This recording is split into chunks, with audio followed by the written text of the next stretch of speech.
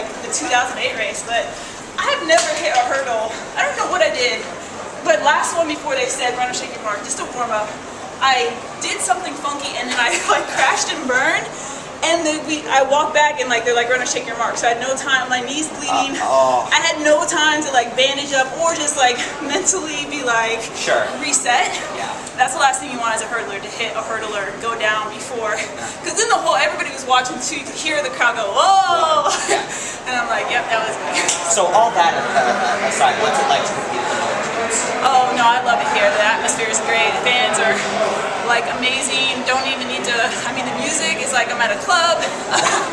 So just disappointed though, and I'm not too disappointed, I'm kind of laughing, but I'm just like, I mean, yeah, you gotta take some L's to get to the bigger victory right now, and you know, it's stupid of me to run this race in the first place, but you know, I was just like, we only have a few races for indoors, so just go for it. Well, you're great either way, thank you.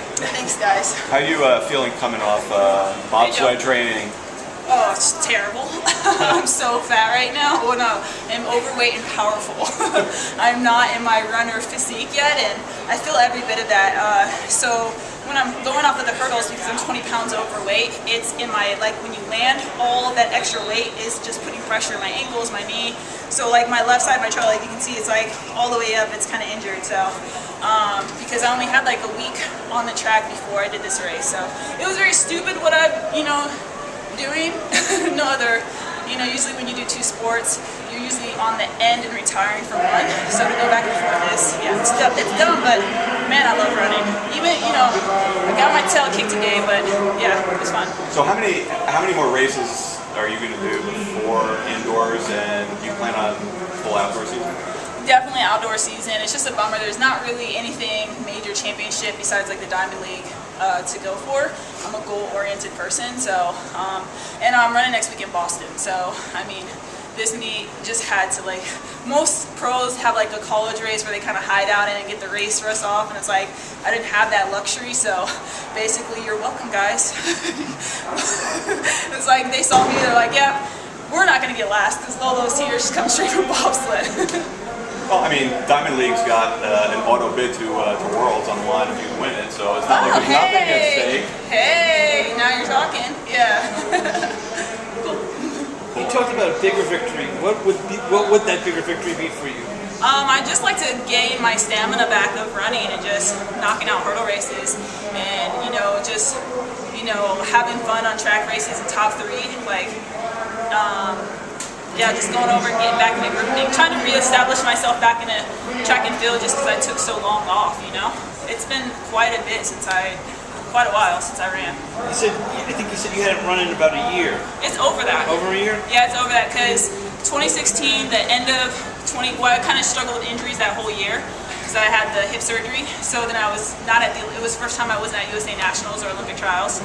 And then the following year, the bobsled coaches told me to take a year off from track and field to focus on bobsled, so I did what they said, and so it's over a year. Are you thinking about 2020, or is that too far off in the distance? I mean, I think anytime you're at this caliber, you always keep it in the back of your mind, but I also know that I'm the oldest hurdler out here, and so I just have to make sure that I'm still enjoying competing and traveling, and Gail Levers has always been one of my role models, and she medaled at 37, and then I was on the circuit with Alan Johnson when he ran till 41 or 42, and I always when I was with him, I always wondered how he did it, but like, he was killing it. He was top 3 in those races, at the end of his career, and then obviously Edwin Moses, everybody knows him, so yeah. So you took the year off from track to do the bobsled, and then you didn't get selected for the team. You kind of angry with him, or what's your emotion? So track and field is great because it's not subjective. Right. Top 3 go, cross the line, there's a time, and there's not anyone else not picking or deciding if you have success or failure. And that's not the case in bobsled. There's a whole selection committee, and if you breathe the wrong way, you cannot be selected. There's preferences based on like who they like or who they don't like.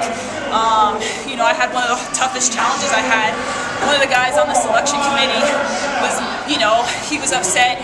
in 2014 I took his girlfriend's spot. He was very vocal about me I should not have made that team. And then lo and behold, 4 years later, he's now on the selection committee. So tell me the kind of battle I'm walking into when I see him there. You know, it's very subjective, and you know, the most thing I'm proud of though is I put my head down and I did work. You know, I just kept working. You know, all odds against me, I just kept working, and I think it's a shame that our last sled couldn't qualify, because I think there have been different situations had that sled qualified.